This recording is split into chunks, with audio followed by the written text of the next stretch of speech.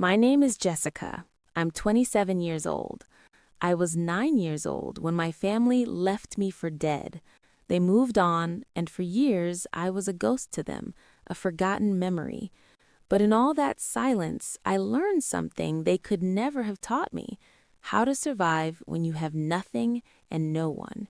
This isn't just the story of how being forgotten broke me, it's the story of how it saved my life. Before the silence, my world was full of noise, the good kind: the sound of my mother's laugh, my father's stories told around a crackling fire, the chatter of my siblings as we chased each other through fields of tall grass. We didn't have much, but we had a kind of richness you can't count. We had a community. We had a place. Our house was small, but the doors were always open. Aunts, uncles, cousins, they were a constant river of faces and voices, each one a thread in the blanket that kept me warm. My whole identity was woven from those threads. I was the son of a storyteller, the nephew of a farmer, the grandson of a woman who knew the names of all the stars. Our traditions weren't written in books, we lived them. They were in the food we ate, the songs we sang, the way we respected the land.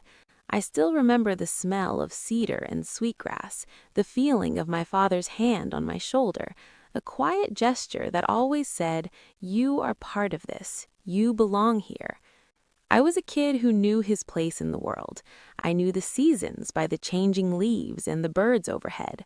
I learned the history of my people from the lines on my grandfather's face when he spoke of the old ways. Life was simple, but it was whole. There was a rhythm to it you could count on. Morning came, work got done, and in the evening we all came together. I felt rooted, connected to something ancient and powerful. It was a time when I believed the love of a family was an unbreakable shield. I had no reason to think otherwise. I couldn't imagine a world where that shield would shatter, where that warmth could be torn away, leaving me in a cold I didn't even know existed. I was loved, and I thought that was enough. I was wrong. The day my world broke, it started like any other. The sun was rising, casting long shadows across our yard. But a different kind of shadow fell that morning. It came as a dusty government car, rumbling down the road and stopping right in front of our home. Two men in stiff, dark suits got out. They just didn't belong there. Their silence was a harsh note in the gentle song of our morning. My father met them at the door. I watched from the window, my hands pressed against the glass. I couldn't hear the words, but I saw it all in my father's posture. His shoulders, usually so broad, started to slump. The confidence drained from his face, replaced by a kind of rigid powerlessness.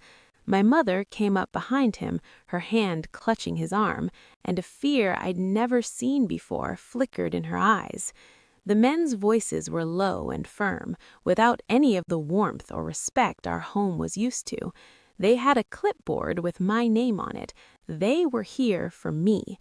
They used words like education and opportunity, words that were supposed to sound kind, but their eyes were cold. They weren't asking, they were telling. I remember the confusion, then the panic rising in my chest. My siblings huddled together, their faces pale. My mother started to cry, a quiet, desperate sound that tore at my world. My father argued, his voice strained, but it was like watching a man try to stop a flood with his bare hands. The men wouldn't budge. They represented something bigger and more unyielding than our family, our community, our entire world. One of the men came inside and took my arm.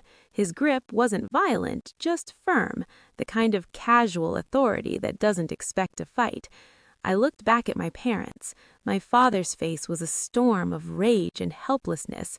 My mother reached for me, but the other man stood in her way. Her face is the last thing I saw as they led me out the door, her expression a silent scream. That picture is burned into my mind. It was the last moment I was her son before I became a ward of the state. The car ride was silent. I watched my home, my fields, my entire life shrink in the rearview mirror until it was just a dot, and then it was gone. I was just a boy, but I knew with a chilling certainty that I'd been stolen. They called the place they were taking me a school, but it felt like a prison.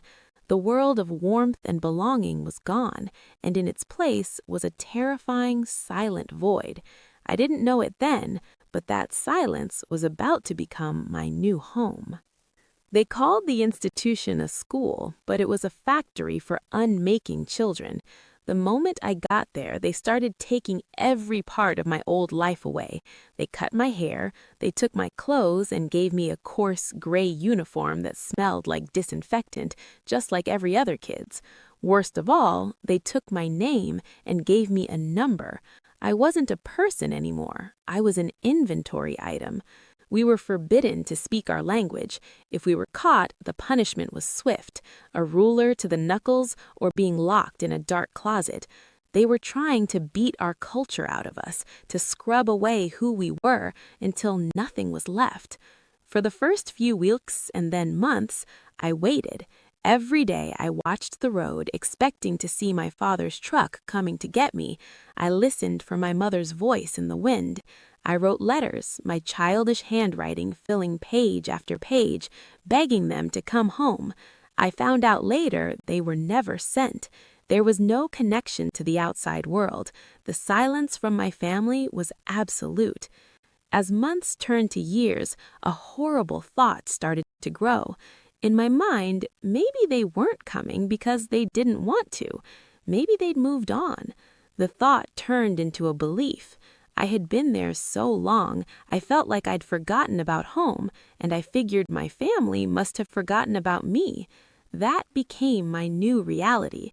The pain of it was a physical ache in my chest. It's a truth many survivors know.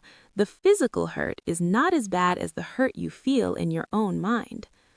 That place was a brutal teacher. Its lessons were etched into me through hunger, fear, and loneliness. The caregivers were guards. They were cold and often cruel. We were just a sea of faces, too many for anyone to actually care for. I saw kids get sick and get no help. I once overheard nurses praying for a boy in the infirmary, not for him to get better, but for his soul, because he was already dying. His death was a quiet affair, but for me it was a thunderclap. It was the moment I finally understood. Nobody was coming to save us. We were completely on our own. And that's when my real education began. Not in the classroom, but in the cold dormitories and the shadowy corners of the yard. The first lesson was self-reliance. I realized that hope was a liability. Hoping for rescue meant being disappointed every single day. I had to kill that hope. I had to accept that I was my only resource. My survival depended on me, and me alone. It was a cold realization, but it was also freeing. It replaced the agony of waiting with the grim determination to just get through it. The second lesson was observation. I learned to be invisible. I studied the guards' patterns, their moods, their blind spots. I learned when to talk and when to shut up. I watched which kids got punished and why. I became a ghost in the machine. Silence became my shield. My third and most important lesson was controlling my own feelings. The fear, the loneliness, the rage, all of it was dangerous. It made you weak, careless. I learned to build walls around my heart, to disconnect from what I was feeling. I taught myself to feel nothing, or at least to show nothing. It was an internal exile, and it was the only thing that protected me from the pain. I buried the boy who loved and laughed, and in his place, I built a hard, watchful survivor. These were the lessons that abandonment taught me. They weren't about kindness or community. They were about how to stay alive when the world has decided you're disposable. I believed my family had forgotten me, but I would never forget the lessons of that place. After a decade, the end came just as coldly as the beginning. One day, my number was called. In an office, a man I'd never seen before slid a thin folder across his desk without making eye contact. He told me that at 19, I was being released. There was no explanation, no plan, just a one-way bus ticket and a little bit of cash. I wasn't their problem anymore. I stood outside the gates, the place that had been my entire world for 10 years, and I felt nothing. No joy, no relief, just a strange emptiness. The world outside seemed too loud, too bright. I had spent a decade learning to survive in a cage, and now I was being let out into a wilderness I didn't recognize. The bus ride was a blur. I had an old address for my family, one I'd held on to in my memory. It was the only place I could think to go. A faint, treacherous flicker of hope, the one I'd worked so hard to kill, began to glow. Maybe they hadn't forgotten. Maybe they were waiting. Maybe I could finally go home. When I got to my hometown, it was like a ghost of what I remembered. I walked the last few